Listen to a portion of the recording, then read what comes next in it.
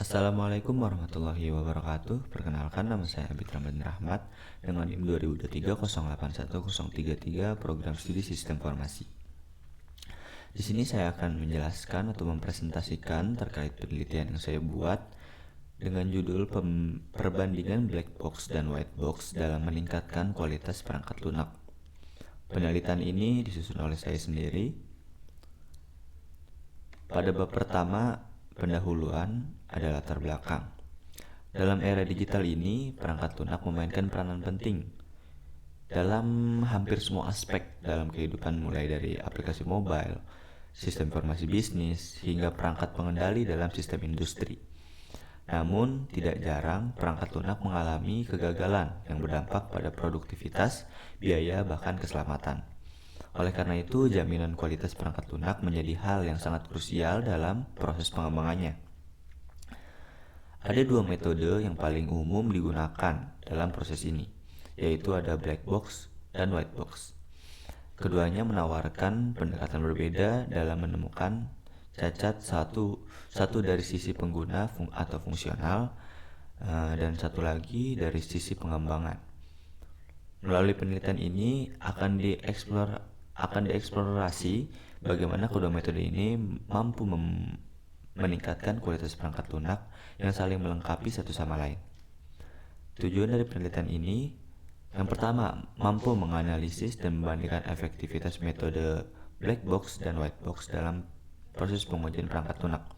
Yang kedua, mengidentifikasi kekuatan dan kelemahan masing-masing metode dalam mendeteksi cacatnya fungsional maupun struktural. Lalu yang ketiga, memberikan rekomendasi strategis yang mengintegrasikan kedua pendekatan dalam proses pengembangan perangkat lunak guna mencapai kualitas sistem yang lebih tinggi dan andal. Ruang lingkup.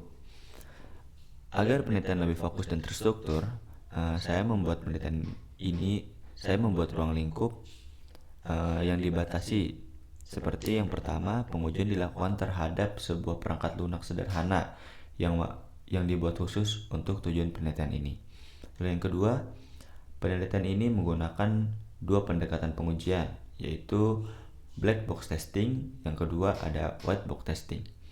Lalu yang ketiga, pengujian hanya mencakup aspek fungsional dan struktur logika, tidak termasuk performa, keamanan, atau pengujian beban. Lalu pada bab 2 kajian teori ada landasan teori. Pengujian perangkat lunak adalah proses evaluasi sistem atau komponen yang untuk menemukan kesalahan. Pengujian ini dapat dilakukan dengan berbagai pendekatan, termasuk black box dan white box. Black box testing, metode pengujian tanpa memperhatikan struktur internal programnya.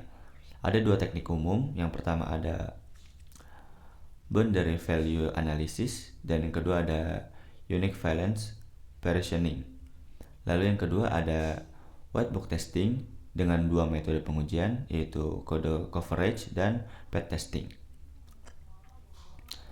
Lalu pada bab ketiga ada spesifikasi fitur uji. Yang pertama, identifikasi yang diuji. Identifikasi fitur yang diuji. Program yang telah diuji adalah sistem input validasi data, misalnya validasi umur pengguna antara 18 sampai 65 tahun, fungsi kalkulasi sederhana, serta pengambilan keputusan berdasarkan input pengguna. Pada bab keempat ada metode uji. Metode pengujian yang digunakan adalah, yang pertama ada black box testing, menguji nilai pada batas bawah umur 18 dan batas atas umur 65 tahun, serta nilai di bawah dan di atasnya. Lalu white box testing menggunakan alat untuk menghitung persentase kode yang diuji. Bab kelima, tujuan dan analisis pengguna. Hasil dan temuan dari pengujian. Saya menemukan 3 hal dari hasil temuan dan pengujian saya. Yang pertama ada black box testing berhasil mengidentifikasi kesalahan pada batas input dan memastikan sistem menolak input yang tidak valid. Lalu yang kedua, white box testing mengungkap bahwa beberapa jalur logika tidak pernah dilalui oleh kasus uji sebelumnya. Lalu yang ketiga, kode coverage menunjukkan 92% bagian kode telah diuji dan sisanya merupakan bagian error handling yang belum di-trigger. Selanjutnya bab 6, evaluasi.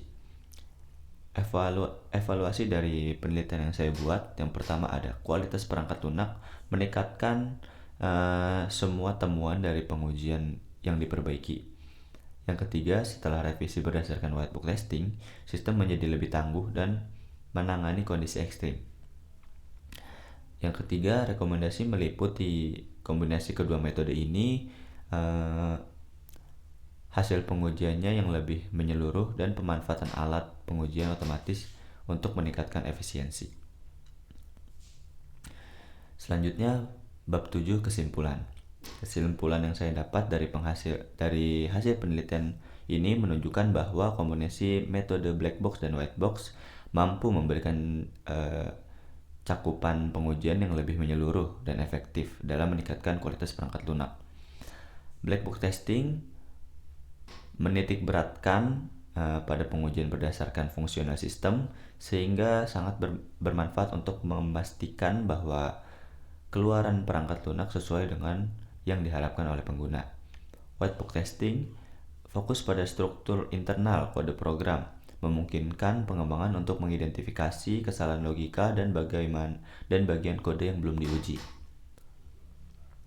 Dengan menggabungkan kedua metode ini, kesimpulannya adalah pengujian dapat mencakup baik sisi eksternal maupun internal.